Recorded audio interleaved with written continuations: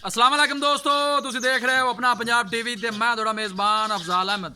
सब तो पहले अपने चैनल को करो सबसक्राइब ते नाल ही लगी हुई घंटी दबाओ क्योंकि साडी लेटेस्ट और बेहतरीन वीडियो साढ़े दोस्तों तक पहुंचे सब तो पहले।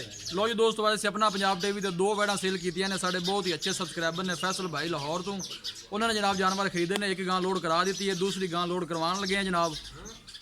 कैमरामैन से गां दिखा दो।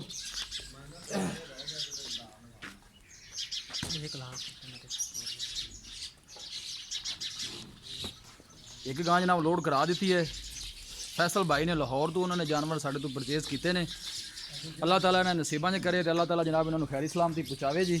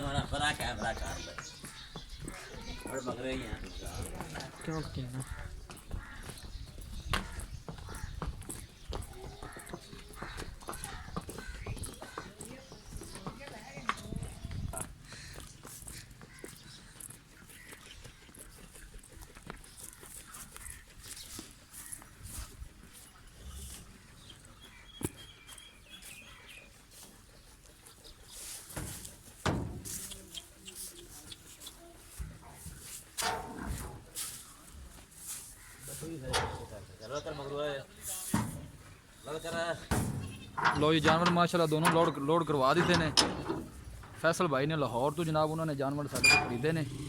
अल्लाह ताला जनाब इन्होंने खैरी सलामती पहुँचावे तो अल्लाह ताला जनाब उन्होंने नसीबा च करे।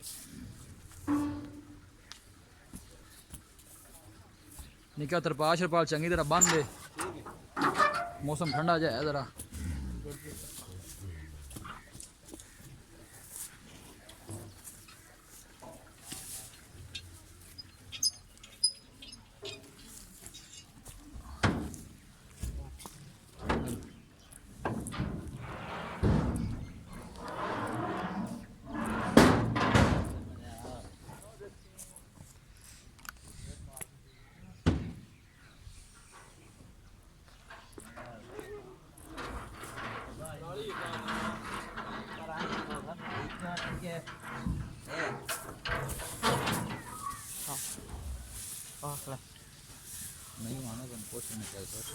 लो जी दोस्तों, वीडियो पसंद आए लाइक तो शेयर जरूर करना है। मिलांगे एक अच्छी और लाजवाब वीडियो के नाल। अपने मेज़बान अफजाल अहमद को इजाज़त। अल्लाह निगहबान।